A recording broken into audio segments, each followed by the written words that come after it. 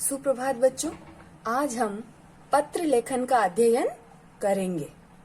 पत्रों का प्रयोग हम संचार के साधन के रूप में करते हैं तथा इनका प्रयोग किसी को बधाई देने, निमंत्रण पत्र, शुभकामना संदेश देने, कार्यालयीय कार्यों हेतु या व्यावसायिक कार्यों हेतु किया जाता है। सबसे पहले हम पत्र के प्रकार के बारे में पढ़ेंगे। पत्र के मुख्यतः दो प्रकार होते हैं। पहला है औपचारिक पत्र और दूसरा अनौपचारिक पत्र।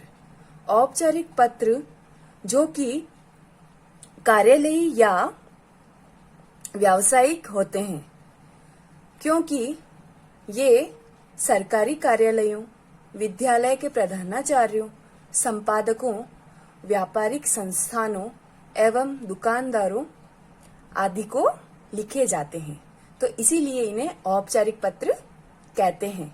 औपचारिक पत्रों के कुछ उदाहरण हैं, जैसे आवेदन पत्र, जैसे हम प्रधानाचार्य को कोई पत्र लिख रहे हैं, या सरकारी पत्र आदि। दूसरा है अनौपचारिक पत्र। अनौपचारिक पत्र व्यक्तिगत पत्र कहलाते हैं, क्योंकि अनौपचारिक पत्रों को हम अपने निकट संबंधियों जैसे माता पिता, भाई बहन आदि को लिखते हैं, इसीलिए इन्हें निजी पत्र भी कहते हैं। अनौपचारिक पत्र में अभिवादन का प्रयोग करते हैं। पत्र के अंग।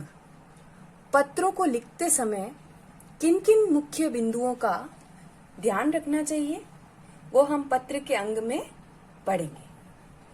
पत्र के अंग के अंतर्गत सबसे पहला है स्थान एवं तिथि।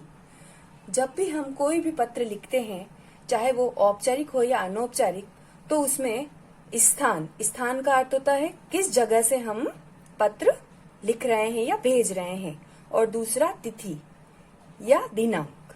तो अनौपचारिक पत्रों में ऊपर सबसे पहले भेजने वाले का स्थान, पता एवं दिनांक लिखी जाती है, जबकि औपचारिक पत्रों में दिनांक नीचे की ओर लिखी जाती है। दूसरा है संबोधन। संबोधन का अर्थ होता है पत्र के आरंभ में जो भी हम लिखते हैं, जैसे हम औपचारिक पत्रों में श्रीमान प्रधानाचार्य लिखते हैं, और अनौपचारिक पत्रों में जैसे प्रिय मित्र, तो ये संबोधन कहलाता है।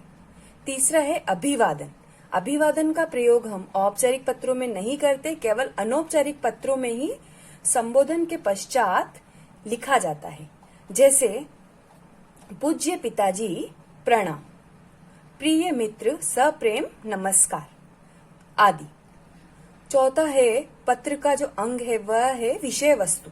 विषय वस्तु या संदर्भ या टॉपिक, जिसके बारे में हम बात कर रहे हैं। जैसे अनौपचारिक पत्रों में हम यदि किसी की कुशल क्षेम पूछ रहे हैं, किसी को कुछ सलाह दे रहे हैं, तो वो विषय वस्तु के अंतर्गत आता है।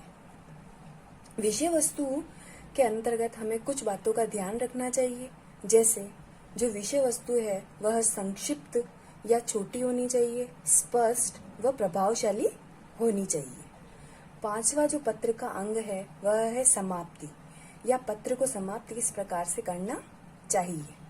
अनौपचारिक पत्रों में हम शुभकामना करते हुए और संबंध के अनुसार अपना नाम लिखकर पत्र को समाप्त करते हैं, जबकि औपचारिक पत्र में हम प्रार्थी, भवदीय आदि लिखकर उसके पश्चात अपना नाम व सरनेम लिखकर व दिनांक लिखकर पत्र की समाप्ति करते हैं।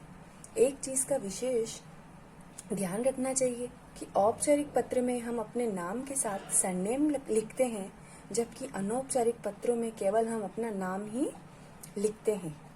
तो बच्चों, मैं आपके मुख्यतः जो काम आने वाले जो पत्र है, जैसे औपचारिक पत्र में अवकाश के लिए आप पत्र अधिकतर लिखते हैं, तो मैं इसके साथ आपको एक पत्र भेज रही हूँ, आप उसे पढ़िए और याद कीजिए।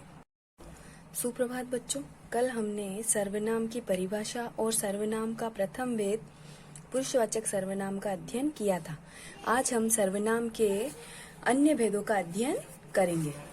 सर्वनाम का दूसरा भेद है निश्चयवाचक सर्वनाम। निश्चयवाचक सर्वनाम वे सर्वनाम शब्द जिनका प्रयोग दूर अथवा पास की निश्चित वस्तु, स्थान या व्यक्ति की ओर संकेत करने के लिए किया जाता है।